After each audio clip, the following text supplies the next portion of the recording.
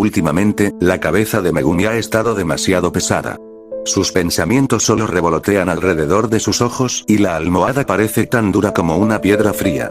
Su cabello desordenado rasca incómodamente su nuca. Sin la voluntad para moverse del lugar, la mente de Megumi divaga en aquel cuarto rústico, un hotel acorde a las zonas bajas de Roppongi y un mundo totalmente diferente.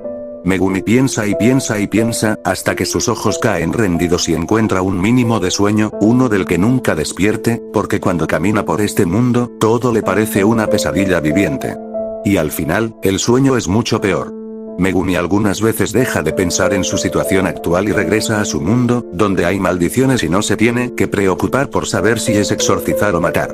Megumi no se contiene al ser un hechicero, exorcizar maldiciones, acabar con las maldiciones y salvar a Tsumiki, quien fue cruelmente maldecida.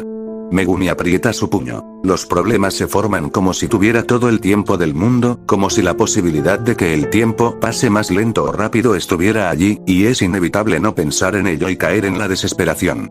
En resumen, tiene demasiados problemas, más de los que ya tenía, pero al menos vigilar a sus dos compañeros, sigue manteniéndose sin importar el mundo, Itadori es demasiado idiota y Kugisaki muy temperamental. ¿Qué están haciendo esos dos? No es que Megumi no pueda hacer más que arrastrarse, siguiendo las migajas que dejan los dedos de Rimen Sukuna en un mundo sin energía maldita, lo que lo vuelve más tedioso. Los dedos de Sukuna se supone que son más sencillos de encontrar en este contexto, pero solo se encuentra con extensiones de cavernas, habitadas por monstruos que no son maldiciones, pero lucen como una y de todas formas no lo son. Las condiciones de este mundo son tan apremiantes que parece que existen solo para molestarlo y lo está logrando. La paciencia de Megumi nunca creyó que pudiera ser posible. Es sostenida por las dos figuras molestas de sus compañeros perdidos y, considerando sus circunstancias, posiblemente enloquezca y en realidad no suena tan descabellado. Hasta que los rayos de luz, lo suficientemente reales para creer que es el sol, pero claro que no, lo despiertan, rebotando contra sus ojos incómodamente. Frunce el ceño hasta desviar su vista y encontrar el montón de hojas y anotaciones encima del escritorio. Megumi ignora el sudor frío que se apega a su espalda y es otro día más que deberá superar. Luego de días caminando por los enrevesados caminos, noches de desvelo, muchas anotaciones y marcas en mapas, Megumi continúa en su búsqueda implacable de los dedos de Sukuna. Desde que obtuvo una pizca y la prueba de que probablemente los dedos sí se encuentren en alguno de los pisos del calabozo, Megumi estuvo realizando sus exploraciones con más seriedad o como un hechicero. Aún no puede confiar en un esqueleto parlante que solo da malas vibras cada vez que se presenta, solo un par de veces, y no pierde de vista la posibilidad de ser abandonado. A Megumi le gustaría decir que solo puede confiar plenamente en sus instintos de hechicero, pero si tampoco puede sentir el abominable poder que emanan los dedos de Sukuna, entonces su problema es él o las absurdas condiciones de este mundo sin energía maldita. En general, todo este mundo le parece absurdo. Anteriormente, atravesó desde el piso 18 hasta el piso 30. La ansiedad invadió su mente al caminar por las vías subterráneas, no por los paisajes utópicos o los monstruos no maldiciones. Megumi no sintió la energía de ningún dedo. Luego del incidente de esas plantas y la mujer pelirroja, poco quiere recordar, pero siempre lo piensa como una burla de su desesperada esperanza. Megumi ha decidido explorar más a fondo los pisos subsecuentes, remarcando toda la información de los mapas y rastrillando todo el terreno posible junto a Gyokuken. Entonces Megumi se lo toma un poco más en serio, como el hechicero de primer grado que es, cavilando hasta que su cabeza pese y se desvela en el escritorio aglutinado de pergaminos viejos y arrugados, bajo una noche artificial que sirve como recuerdo de la superficie, aunque claramente alejado de su propio mundo. Megumi no es como los aventureros, hambriento por dinero, desesperado por reconocimiento. Como hechicero, obtendrá innegablemente uno y el otro no lo necesitará. Megumi no está dispuesto a arriesgar su vida por cosas tan triviales para él, para este absurdo mundo. Él solo debe encontrar los dedos, encontrar a sus compañeros, encontrar la salida, porque eso es lo único que vale verdaderamente en este momento. El día es siempre soleado, suponiendo que los cristales indiquen el clima exacto de la superficie e imaginando que es el cielo lo que cubre el techo del piso subterráneo. Megumi se estremece cada vez que sale por la puerta y un reflejo choca contra su rostro, un paisaje utópico que aparece de la nada bajo un laberinto interminable. Megumi no deja de pensar en un dominio y la capacidad de superponer un terreno encima de otro, y él duerme allí como si nada. Al final, solo espera no sufrir un desorden de horarios cuando regrese a la superficie. Una semana más ha transcurrido y los restos que dejó el ataque de esas plantas aún son visibles mientras camina por las calles vacías de la ciudad de Rivira.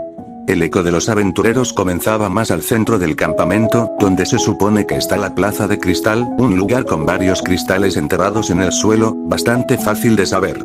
Las plantas no alcanzaron el pequeño dormitorio donde se hospeda Megumi y, a decir verdad, es lo único rescatable de toda esta situación, porque los dedos siguen perdidos, Itadori, Kujisaki y resulta que una mujer completamente extraña tiene uno de ellos.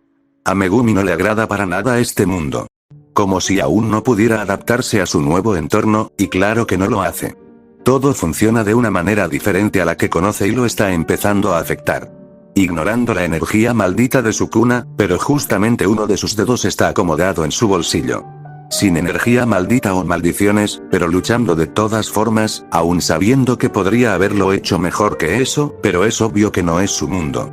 En este momento, Megumi se percata de que el puño de su brazo izquierdo está palpitando en el mismo lugar que fue golpeado. El sonido tradicional del comercio ambulante resuena cada vez más cerca. Si Megumi hubiese actuado como un hechicero, no se habría congelado al presenciar esa energía maldita como si nunca solo hubiera hecho. Es un hechicero de Jujutsu. Megumi está demasiado frustrada. Al entrar en la zona de comercio, que descaradamente arreglaron primero, Megumi decide envolverse en su mente, en su propio mundo. Si hay algo que no hace falta es un hechicero de otro mundo. El silencio abrupto de los vendedores y los susurros de los aventureros es suficiente para que Megumi finja que es solo más que él caminando hacia adelante, como si tuviera y supiera dónde ir, cuando en realidad sigue igual de perdido que desde un comienzo. Este mundo tiende a exagerar demasiado, tanto sus habitantes como, claro, los dioses. En realidad, ellos podrían ser la verdadera razón, y es que los rumores sobre sí mismo se vuelven tan estrictamente tontos y alejados de la realidad que es vergonzoso escuchar lo mismo una y otra vez. No es que Megumi quiera hacerlo, pero aunque lo haga, si continúa intimidando a quienes esparcen los rumores, estos solo crecerían. Entonces, al igual que ellos evitan el acercamiento a Megumi, él también los ignora, como la única forma para empatizar con estos aventureros y como un mínimo de respeto en no entrometerse más en este mundo, carente de energía maldita, carente de maldiciones. Pero los dedos de Rimen Sukuna están allí y Megumi es el único hechicero. Solo necesita eso, ser un hechicero. No un aventurero, no más dioses o gente que sepa sobre el dedo de Sukuna. Megumi puede lograrlo y eso es lo único de lo que necesita convencerse. Necesita, porque cuando está lo suficientemente dentro de su propio mundo, la conmoción lo devuelve hacia donde verdaderamente está de pie. El tumulto de personas está distraído para que la presencia de Megumi no sea alertada, afortunadamente. Su curiosidad no es tan fuerte como para husmear, al igual que las costumbres bizarras que parecen tener todos. Son más aventureros que fracasaron en su expedición. Megumi no cree que los aventureros sean tan estúpidos para no pensar dos veces antes de arriesgar su vida por dinero. Al menos quiere creerlo. El olor a sangre y los gemidos desgarradores atraviesan el aire. Al menos el peligro de muerte es algo con lo que simpatiza con los aventureros y, aún así, la incomodidad desborda en su pecho. Megumi acelera su caminata. En este momento ya ni le importa ser descubierto por el rostro de las personas. ¿En qué momento le importó? Megumi chasquea su lengua, bajando su cabeza. El murmullo de los aventureros se separó en la lejanía del vasto piso, uno que tampoco intenta mirar porque es demasiado extenso y sus ojos podrían perderse en esos cristales brillantes. Llega hasta el borde de la ciudad. La caravana de aventureros heridos continúa transitando desde la entrada, arrastrando cuerpos y lamentos. Megumi continúa sin siquiera echar un vistazo de lástima. Incluso cuando lo nombran, los guardias se apartan rápidamente de su camino al verlo y otros aventureros se estremecen con su presencia. No importa nada más que hundirse en las profundidades del calabozo y encontrarlos. En realidad, no busca comparar monstruos y maldiciones de alguna forma, porque tiene cosas mejores en que pensar. Pero definitivamente, estos monstruos son demasiado débiles. Quizás tan horribles, feos y monstruosos como el aspecto de cualquier maldición, pero pierden indudablemente en términos de fuerza. Megumi casi salta del lugar cuando vio lo más parecido a un fénix acercándose a él. En lugar de maravillarse, Gyokuken solo tardó unos segundos en arrastrarlo hasta el suelo y devorarlo. Quizás semi-tercer grado o cuarto. La mejor forma de combatir energía maldita es con otra fuente de energía maldita. De nuevo, mundo sin energía maldita y las cosas son mucho más fáciles para Megumi, excepto para encontrar el dedo de Sukuna en un sinuoso camino bajo tierra.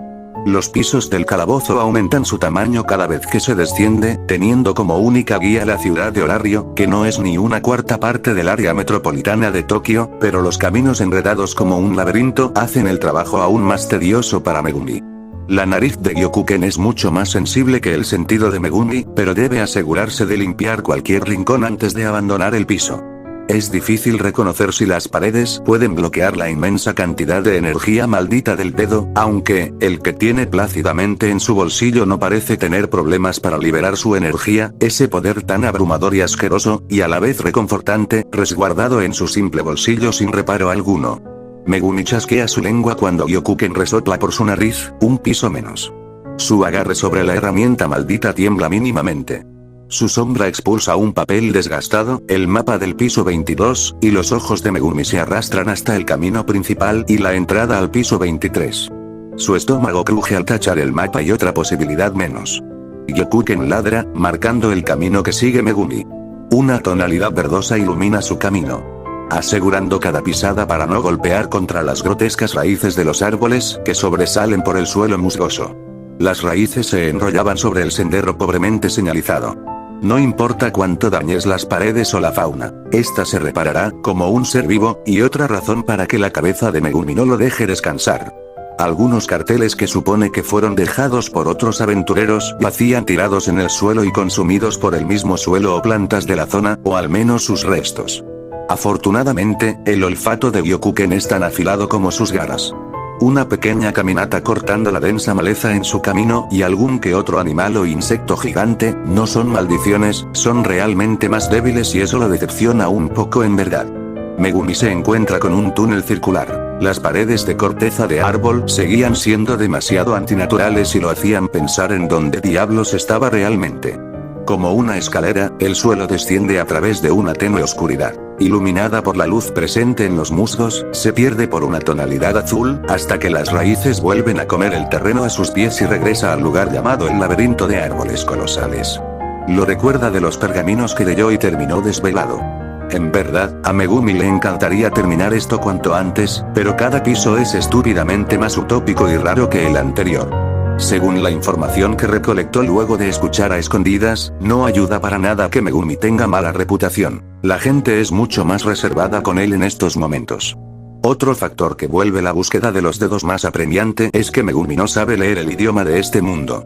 Pero se las termina arreglando para saber que el piso 23 es un poco más pequeño que la mitad de la ciudad de Horario, y Megumi ya comienza a saborear los próximos días y noches. Aún con su noción del tiempo estropeada, la única certeza en la que puede confiar es que es un hechicero fuera de su mundo y continuará arrastrándose entre raíces y monstruos. En la lejanía, los árboles entrelazados no pudieron ocultar el inmenso panal, donde, obviamente, las abejas se aproximan a Megumi. Él suspira. Ese idiota seguramente estaría fotografiando todo el lugar. Megumi no puede dejar de pensar en su mundo y todo lo que deja atrás. Aunque es normal pensar en la idiotez de esos dos, para seguramente detenerse un momento aquí y ahora como si nada. Con los paisajes distintivos de los pisos, los milagrosos dioses y los diferentes tipos de razas. Ellos son diferentes a Megumi. Ellos podrían acostumbrarse a este mundo, les gustaría, de hecho, y eso es lo que más le enfada, porque al final del día, es él quien está aquí. Megumi está molesto con Kujisaki e Itadori, aunque más con Itadori. Se supone que solo debían recuperar los dedos. ¿Por qué justamente ellos se separaron? Kujisaki, cuyo orgullo ya está lo suficientemente tocado para ser arrastrada otra vez en contra de su voluntad. Es demasiado terca, aguantará. Incluso Itadori puede ser más terco que ella, reluciente como el techo de cristal que decora la ciudad subterránea y con una enferma necesidad de salvar a todas las personas que vea. ¿Por qué Megumi fue quien tuvo que caer en este mundo?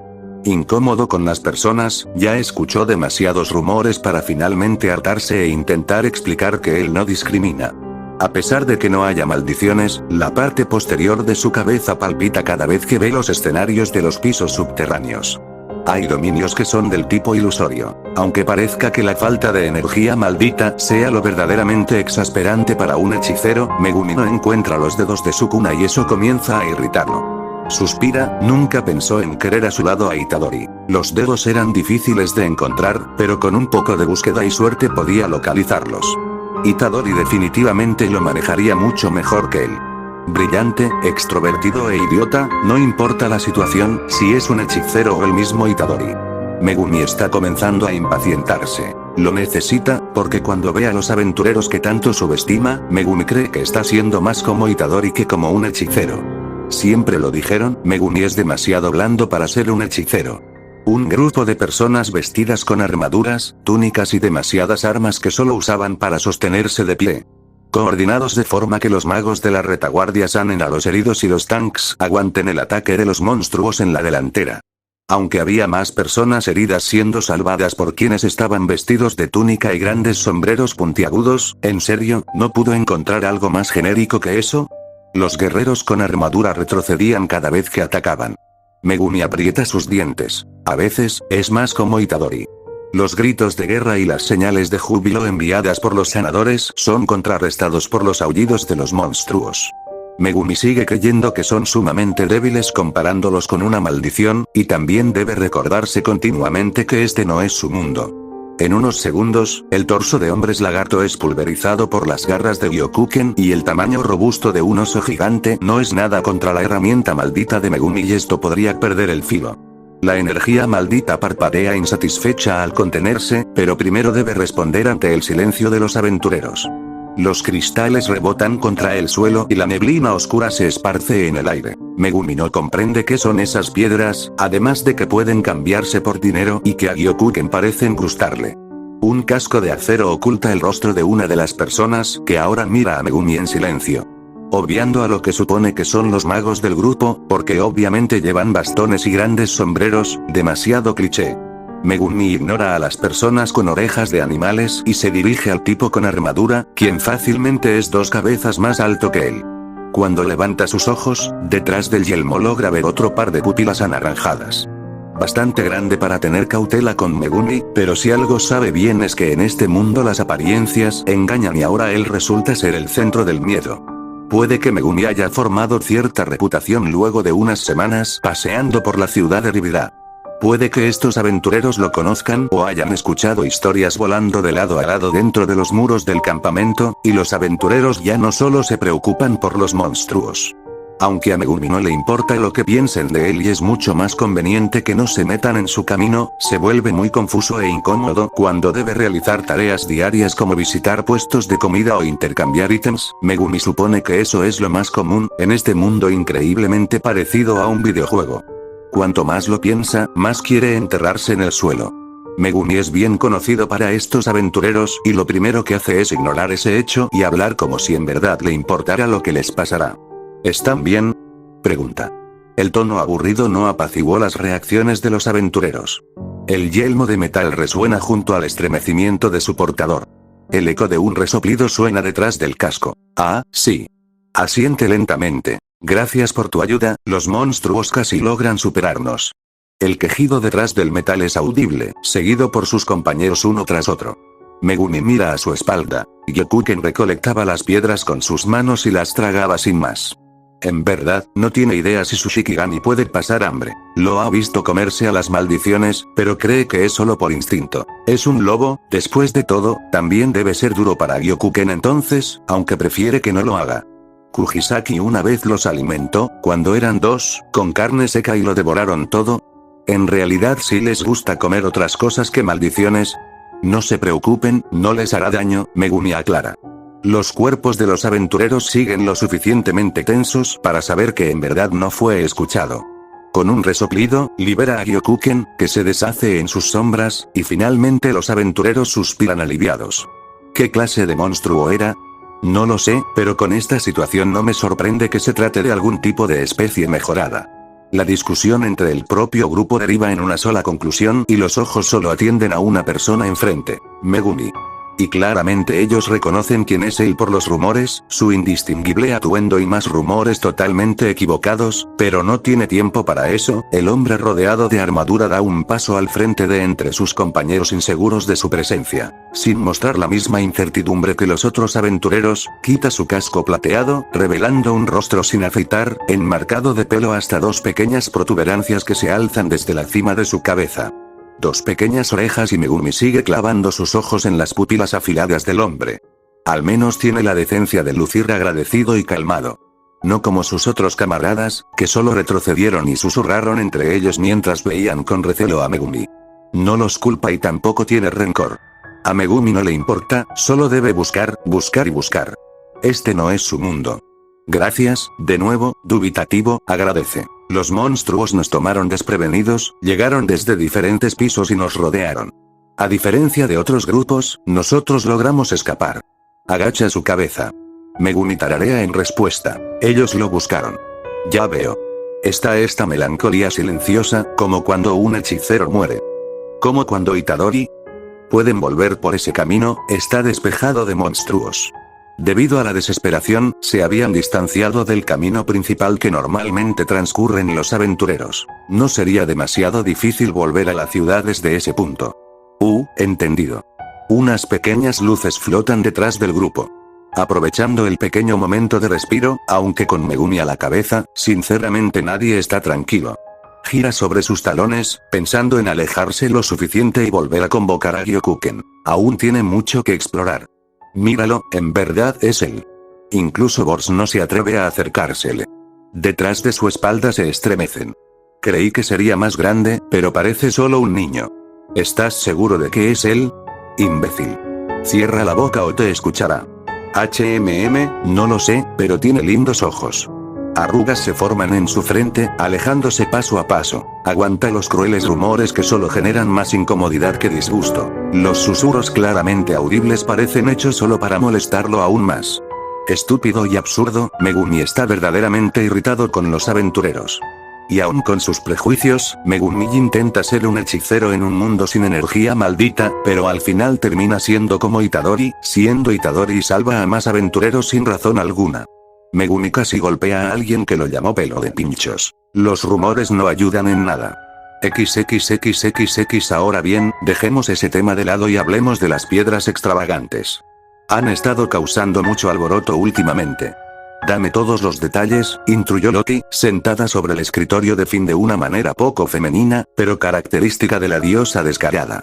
La noticia de que Aiz había alcanzado el nivel 6 se extendió desde la noche hasta la mañana en la familia Loki. Más que preocuparse por el cambio de ánimo en el grupo, que resultó ser más una motivación que una decepción, Finn encuentra realmente impropio de Riveria complacer los caprichos de su hija. Por lo menos mantendrán en secreto que Aiz derrotó a Udaeus por ella misma, por la estabilidad del equipo. De todas formas, aparte de bromear sobre la rapidez con la que él y sus viejos compañeros fueron alcanzados, decidieron reunirse junto a Loki en su oficina. Llena de estanterías con libros y una chimenea, Finn posaba detrás de su escritorio, Riveria de pie, apoyada sobre la pared, y Gareth descansaba en un pequeño taburete redondo. Piedras mágicas de color intenso, esa sería la nueva especie en el piso 50 y que apareció en el Monsterpilia, comenta Gareth. Loki asiente atentamente. Dejando eso de lado, ¿qué fue lo que encontraste en las alcantarillas? Finn sigue las palabras de Gareth. Loki mira sobre su hombro a Finn. Hace 10 días, Loki y Bete viajaron al sistema de alcantarillado debajo de la ciudad en busca de respuestas acerca del ataque ocurrido en el Monsterpilia. Había más de esas plantas carnívoras, pero no algo que podamos llamarlo una pista en realidad. La diosa masajea su cabeza con fuerza. Ese dios sombrío me asignó esto sabiendo que era un dolor de cabeza. Resopla. Finn está de acuerdo, es un dolor, para su pulgar. Loki es más intrépida que cualquier otro dios que haya conocido y sus ansias de diversión. Recopiló información por cuenta propia mientras estaban en el calabozo. El dios Dionisio también está al tanto de las plantas carnívoras. Finn no sabe más que su familia está repleta de aventureros de clase alta. No son un peligro inminente, pero deben tratar con cuidado a todos los que tengan el conocimiento de dichas flores comedores de hombres. Y además de eso, donde Finn de algún modo cree que es lo más obvio, el gremio también sabe de las plantas carnívoras. teniendo a su deidad que custodia el calabozo y que Loki sospecha principalmente de este. Pero no tiene ninguna influencia sobre el gremio en sí. Más bien, parece contemplarlo todo bajo su atenta mirada, una que nadie puede ver, pero está allí. ¿Es sabio sospechar del gremio? Cuestiona Rivería. La aparición y ubicación de las plantas carnívoras no son para nada naturales. Es seguro pensar que alguien las llevó hasta allí con un propósito.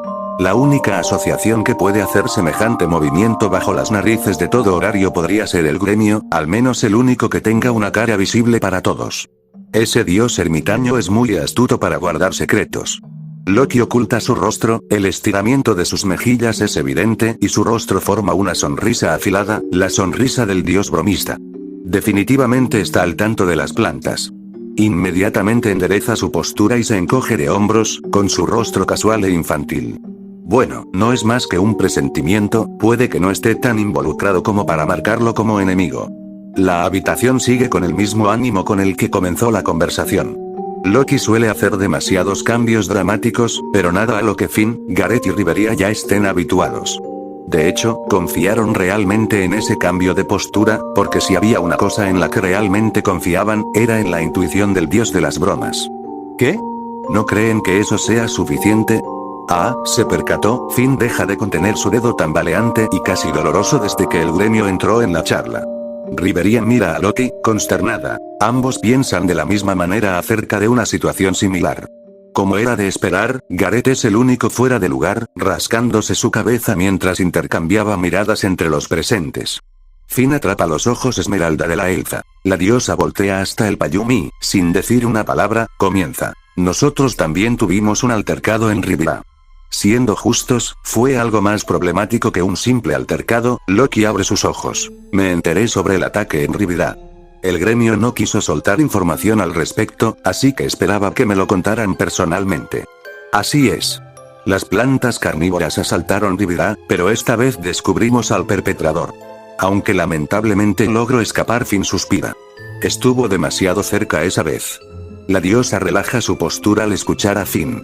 ¿Solo eso? Pregunta inquisitivamente, como si su instinto supiera que hay más. Es una domadora bastante habilidosa, pero hay otra persona inmiscuida en el incidente. Finn apoya sus codos en la mesa y entrecierra los ojos. Atuendo completamente negro y botones en espiral, sin propiedades mágicas que pudiera sentir. Definitivamente, debe ser el uniforme de alguna organización. ¿Recuerdas al chico que Rivería encontró en los pisos superiores? Bete también habló de él. Loki sonríe. Asintiendo, suelta una pequeña carcajada. Ninguno de los tres quiere interrumpir el momento de gracia de su diosa, principalmente porque ya estaban acostumbrados a sus actitudes excéntricas. Fusiguro, ¿no es así? Loki pasa su mano por su frente, escondiendo su mirada. ¿Lo recuerdas? Finn asiente. Él no solo estaba en la ciudad de Rivia, sino que combatió junto a nosotros a las flores como hombres. Rivería y Loki deciden guardar silencio y Gareth gruñe en respuesta, aún dejándolo continuar. Aunque ni siquiera eso es lo más curioso de todo. La atención vuelve a recaer por parte de su diosa. Los ojos agudos apuntaban hacia Finn y una sonrisa amenazaba con saltar de sus mejillas.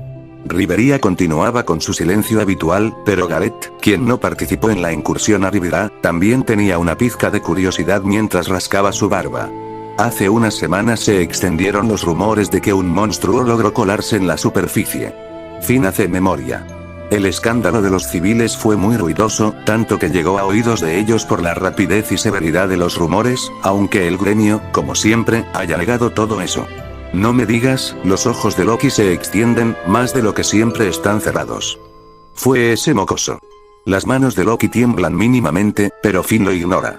Según él, tan solo fue un descuido, pero no estamos seguros de sus verdaderas intenciones, señala. Intentamos ser muy cautelosos. Las plantas carnívoras responden a un domador o puede que a más de uno. ¿Por qué no lo capturaron? Pregunta Gareth. En verdad, Finn no está seguro del por qué. Un sentimiento latente lo hizo cambiar de opinión o se está volviendo blando con el tiempo. Esto es muy enrevesado. No tenemos la certeza de si en realidad está aliado con la domadora. Rivera finalmente habla, saliendo del apoyo de la pared. Como dijo Finn, él nos ayudó a repeler a las plantas y trasladar a los heridos. Dime, ¿cómo alguien tan fuerte es desconocido en horario? ¿O cómo resultó herido en los pisos superiores? Rivería arruga su frente más de lo que le gustaría.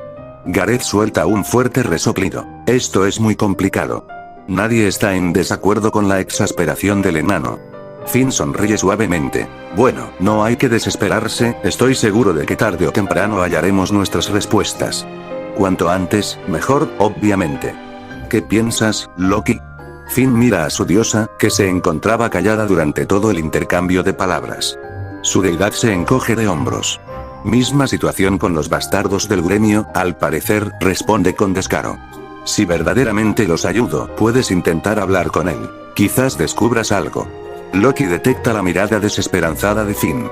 Él se disculpa. De hecho, ya lo hicimos y no averiguamos demasiado.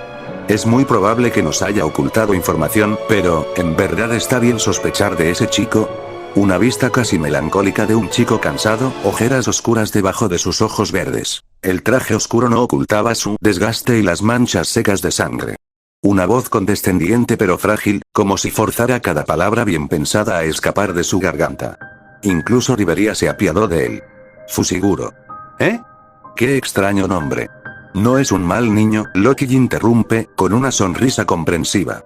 Los aspectos suaves de su rostro destacaban de una vez por todas. Finn niega con ironía. No lo pienso de esa forma. Finn atrapa a Rivería arrastrando su mirada al suelo. Ríe para sí mismo. Solo no tenemos claras sus intenciones, ¿no es así, Rivería? Cuando la señala, Gareth y Loki miran a la elfo. Distraída en las nubes de sus propios pensamientos, se estremece mínimamente al sentir los ojos apuntando hacia ella. Claro, no sabemos qué es lo que trama, aclara su garganta. La habitación permite aliviarse, causando una pequeña carcajada de Loki, llegando hasta Gareth y Finn. Rivería intenta permanecer estoica, pero sus mejillas se tiñen con un mínimo de rojo. Pasarán los años y estos pequeños momentos seguirán fluyendo entre los miembros originales de la familia Loki, cortesía de su diosa descarada, y puede que ellos tampoco hayan cambiado desde entonces. Dejando las bromas de lado, la charla continuó. Tanto diosa como dependientes llegaron a la misma conclusión de que había partes involucradas hasta cierto punto. Identificar enemigos o aliados sería otro inconveniente más, al menos si podrían clasificarlos de esa manera, esto es más incómodo de lo que parece. El dedo de Finn ha estado palpitando desde entonces. No se trata de descubrir las verdaderas intenciones de quién. Hay algo secretamente aterrador en esos monstruos planta. Seguramente el orbe le dé sus respuestas.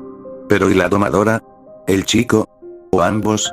Rivería, ¿recuerdas las primeras palabras que nos dijo la mujer cuando la enfrentamos? La elfa frunce el ceño ante la pregunta. Un segundo después, su expresión cambia, encontrando sentido finalmente. Nivel 5, no 6. Primera clase. Ella repite exactamente las mismas palabras. No es para presumir, pero somos los miembros más conocidos de Horario. No necesitas calcular nuestro nivel en una pelea cuerpo a cuerpo, todos lo saben, expone Finn. ¿Dices que la domadora no tenía idea de quiénes eran ustedes? Pregunta Loki. No es solo eso, las miradas se dirigen a Rivería, cavilando, y quizás algunas piezas puedan unirse. La primera vez, ese chico tampoco parecía reconocernos. Podrían ser el resultado de sus heridas. Pero en verdad, era completamente ignorante del lugar en que se encontraba, en el mismo calabozo. Gareth suspira. Finn estruja su mente, pensando en una posibilidad estúpida que sale hasta de sus labios. Es como si naciera del mismo calabozo. ¿Cómo qué? Oh, nada, Finn niega con una sonrisa. Ya hay demasiados inconvenientes como para lanzar de la nada esa ocurrencia. Y de todas formas, no tiene mucha credibilidad ese caso. En verdad hay mucho en qué pensar. Gareth rasca su barba. A diferencia de hace años, en que parecía rasgar sus vellos, ahora lo hace con más paciencia y tranquilidad. Será mejor centrarnos en solo una cosa y arreglar los cabos sueltos después. Esa domadora y las plantas son el principal centro de atención. Este chico puede crear un gran espectáculo, pero solo a partir de especulaciones. Si en verdad está comprometido, lo sabremos en la marcha. Rivería se sorprende por las palabras poco rústicas del enano y, a decir verdad, Finn también lo está y no puede hacer más que estar de acuerdo. Como es la costumbre, las miradas finales recaen en su diosa, quien es la última en dar el visto bueno para la acción. Ocultando su rostro ensombrecido, ella desciende de la mesa y camina hasta la ventana. Una brisa suave mueve su cabello pelirrojo. Estoy de acuerdo contigo, Gareth. Acaricia su rostro con su mano. En realidad, como cualquier cuerpo de un dios, solo intentaba contener lo incontenible. La sonrisa de Loki es más grande y afilada que cualquier otra arma que Finn haya visto y no quiere enfrentarse a esta. Aunque, ¿sabes? El pulgar de Finn se retuerce. Ya sabe lo que viene ahora y no le gusta para nada. Considérenlo un maldito capricho, pero definitivamente no puedo dejar escapar a este niño. El hecho de que Loki esté interesada en un chico lo convierte en el problema número uno de toda esta situación. XXXXX mierda. Más de mis compañeros están muriendo allí abajo y me dices que tengo que esperar. No me jodas. Lo lamento. La ira y los lamentos iban y venían en las oficinas del gremio de aventureros. Con un nuevo incidente que comúnmente involucraba a la Dungeon, los aventureros suelen utilizar la misma vehemencia bajo el hogar de los monstruos y a la hora de quejarse con algún empleador del gremio.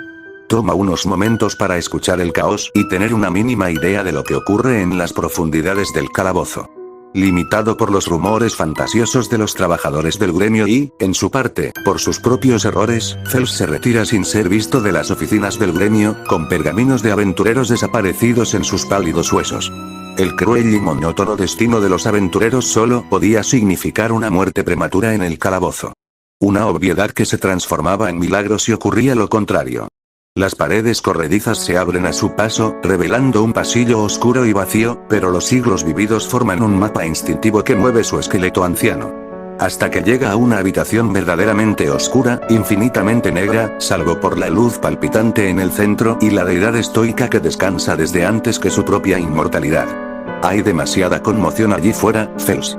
La voz pesada de Urano mueve el fuego de las antorchas. Fels asiente. Hay una cantidad anormal de monstruos en el piso 24. Incluso se mueven desde diferentes pisos hasta ese lugar. Hace una pausa. La mirada silenciosa de Urano es suficiente para que diga lo que piense, como si estuvieran siendo atraídos. Urano respira profundamente, como si pensara en sus próximas palabras y ordenara sus pensamientos. Puede que hayan comenzado con su próximo movimiento. ¿La ladrona que contrataste ya está a disposición? Así es, están esperando a su refuerzo en Rivira, Fels responde. Los ojos carentes de emociones indican al esqueleto la confusión del dios. ¿Por qué explícitamente tuvo que ser la princesa de la espada? Sería mala idea enemistarnos con la familia Loki, aunque no sepan quiénes somos verdaderamente, explica. Además, esa chica tuvo una reacción particular al ver el orbe de cristal. Puede que ella nos guíe hacia una explicación acerca de estos nuevos monstruos planta. Fels siempre estuvo observando desde lejos el incidente de Rivira, las plantas, la mujer pelirroja y ese chico. Todavía no tiene idea de qué hacer con él. Urano cierra sus ojos al inclinarse sobre su trono. Loki ya sospecha del gremio. Si establece una relación entre nosotros, también sería problemático. Fels se asegurará de que eso no ocurra.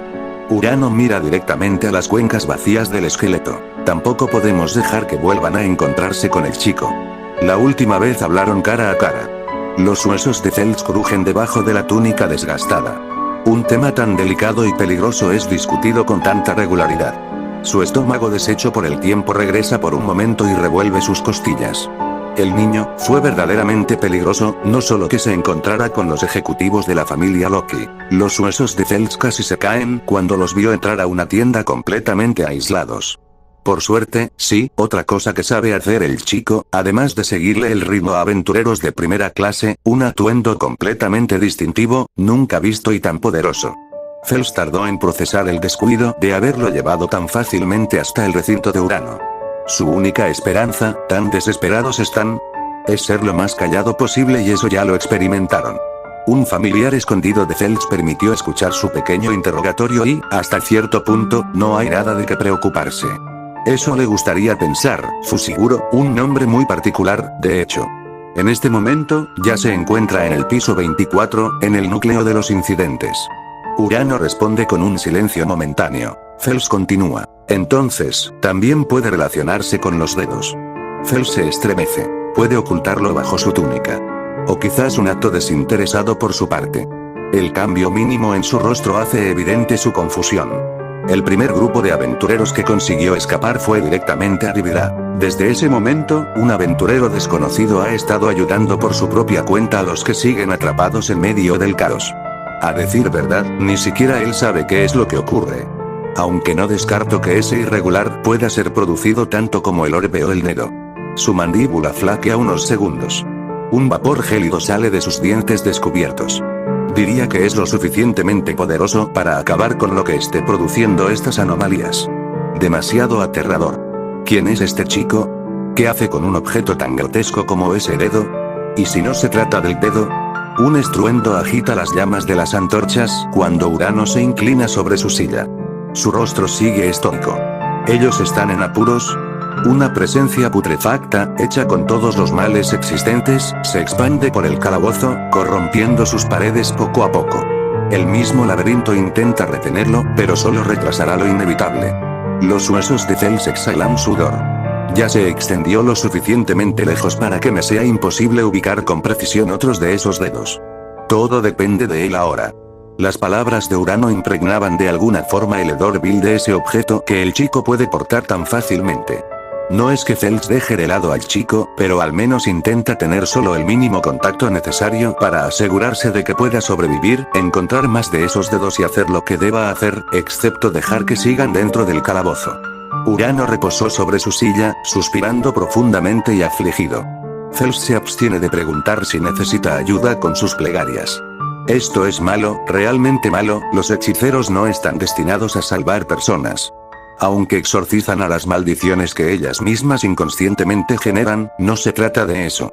En realidad, el Jujutsu es solo una larga tradición de guerras y poder entre clanes, para obtener más poder, en el que las personas no chamanes se encuentran en mitad del camino e inevitablemente terminan siendo menospreciadas por el lado conservador de la hechicería. Megumi no se convirtió en un hechicero para salvar a las personas. Tan solo nació con la habilidad equivocada, en un clan equivocado y se topó con Goji Satoru, posiblemente eso haya sido lo peor que le ocurrió a Megumi. A Megumi se le enseñó que su técnica maldita era poderosa, una en un millón, capaz de superar al posiblemente hechicero más fuerte de todas las generaciones. Él es fuerte y debe convertirse en un hechicero para exorcizar maldiciones y así complacer a los altos mandos, aunque ni siquiera estén contentos con su existencia. Megumi no cree que la rebeldía del más fuerte o la suya misma lo hayan mentalizado en proteger al débil porque él es fuerte. Demasiado estúpido. La vida es más cruel para que las cosas sean tan simples. Porque, a no ser que sea una pesada broma de mal gusto de Goji Sensei, él podría haber salvado a Tsumiki, pero se supone que esa maldición es una que ni el más fuerte puede exorcizar. Entonces, ¿qué puede esperar Fushiguro Megumi? Los cuerpos humanos e incluso aquellos cuerpos con extremidades aleatorias o más bien, procedentes de animales, contrastaban terriblemente con los atuendos y armaduras de películas medievales o videojuegos que le recordaban. Los rastros ensangrentados son en lo único que Megumi siente familiaridad. No el inmenso techo, el musgo luminiscente o las criaturas que no son maldiciones aunque así parezcan. La sangre es igual para ambos y entonces el pecho de Megumi finge desinflarse con menos culpa porque los hechiceros lo son porque deben y los aventureros arriesgan su vida innecesariamente. Idiotas. Megumi no volverá a vivir ese silencio incómodo junto a Kugisaki rechistando y fingiendo lo mismo que él. La situación es completamente diferente en otro mundo, ya no sabe cuántas veces lo ha repetido, y sin Kugisaki o alguien más a su lado. Por lo que Megumi piensa más en un dolor de cabeza que en otra muerte. Solo debe encontrarlos y nada más, no otras preocupaciones o estorbos. Cuando salva a la última chica con orejas de gato, corrección, de perro, están caídas, así que es obvio desde un punto de vista cercano cómo sostenerla con ambos brazos. Megumi no se detiene a escuchar los inentendibles tartamudeos o a pensar en por qué su rostro se encuentra profundamente rojo. A pesar de que pierda demasiado tiempo valioso, porque no aguanta un segundo más en este mundo donde las personas maullan como gatos, definitivamente es muy raro y no lo puede tomar en serio, en realidad, lo incomoda. Megumi vuelve a cometer el mismo error, Gyokuken continúa buscando aventureros, olfateando simplemente el aire. Megumi cree que reconoce el aroma de la sangre hasta dentro de la humedad de las cuevas gigantes. Desde un principio fue algo desalentador contar con Gyokuken, alimentándose solamente con su energía maldita y memorizando los nuevos olores del ambiente. Aunque es posible que su instinto animal solo lo esté guiando hacia los monstruos más próximos. Desde que comió una de esas piedras multicolores o cristales mágicos, parece haber reemplazado su dieta de pequeñas maldiciones. Las garras del Shikigami atraviesan limpiamente las escamas rojizas de un hombre lagarto, y, en verdad, es una lagartija gigante. ¿Cómo se forman todos estos monstruos? como si copiara exageradamente las fantasías que en su mundo son ficción, pero aquí, reales. Megumi sacude su cabeza al sentir escalofríos. La coraza escamosa es perforada por las garras de Gyokuken. Hasta un grado especial puede ser dañado. El cristal mágico es retirado limpiamente, dejando el cuerpo inerte del hombre lagarto desaparecer en un instante. Desde que comenzaron sus exploraciones en el calabozo, a Gyokuken no ha dejado de comer cristales mágicos y a Megumi no es que le moleste. Sin maldiciones con las que alimentarse, debe adaptar su dieta de alguna forma. Además, Megumi se sentiría mal si no lo alimentara como es debido, aunque es su único Shikigami que come. ¿Será porque es un lobo? Cavilando sobre la extraña dieta de su Shikigami, Megumi llega hasta el fin de los caminos sinuosos e infestados de monstruos. Un agujero se abre sobre la pared de madera, como el que encuentra en cada entrada y salida de piso. Es lo que le espera separado del piso 24 y su fauna amazónica. Megumi estaba lo suficientemente concentrado en su propio mundo, pero un hongo gigante de color rojo llamó su atención. Cuando comenzó a largar esporas violetas, solamente se alejó junto a su expectante curiosidad, una que no admitiría. Su cabeza parpadea, recordando esas noches bajo el domo de cristal y memorizando cada rincón del calabozo sin pensar en lo exageradamente gigante que pueden volverse los pisos subterráneos. Megumi no se desvirtúa con sus pensamientos y continúa caminando hacia lo que cree que son las bodegas. Está seguro de que allí los monstruos suelen converger, pero en algún punto de las grandes oleadas que han estado atacando a los grupos de aventureros, cesaron y ahora encuentra un túnel desolado, lleno de sus pisadas y la nariz de Gyokuken crispándose. Megumi mueve su cabeza cuando su Shikigami olfatea el aire, distraído con un olor que ni él puede percibir. Gyokuken detiene su cabeza y apunta fijamente hacia la oscuridad de los angostos pasillos. Megumi no ve nada más que tierra y luego, pero antes de que pueda abrir sus labios, Gyokuken comienza a correr, grabando sus garras en el suelo y dejando atrás a Megumi. Aunque pueda detenerlo con una simple orden, Megumi chasquea su lengua y empieza a perseguir a su propio Shikigami. La molestia urge en Megumi. Si su Shikigami también es afectado por este mundo, sin energía maldita, sin maldiciones, pero los dedos están aquí, ¿qué pasará con él? Megumi aprieta sus dientes. Siguiendo la cola de su Shikigami y empujando su energía maldita para no perderlo. Solo debe ordenar que se detenga. La autonomía de Gyokuken terminará, además de que nunca actuó de esa manera. Megumi le dio muchas libertades mientras exploraban el calabozo. Quizás tanto Gyokuken como Megumi se olvidaron de lo que es una maldición. Quizás la energía maldita del dedo de Sukuna, repugnante pero familiar, no es suficiente para que recuerde lo que es liberarlo todo. Quizás Megumi se haya olvidado de cómo controlar su propio Shikigami. Megumi se maldice a sí mismo. En el momento que ya supo que inyectó suficiente energía maldita, exhala desde su boca Gyokuken. Más que una orden, es un reproche. Las piernas del Shikigami se contraen, lanzando un vistazo rápido a Megumi y volteándose nuevamente, sin detener su olfato.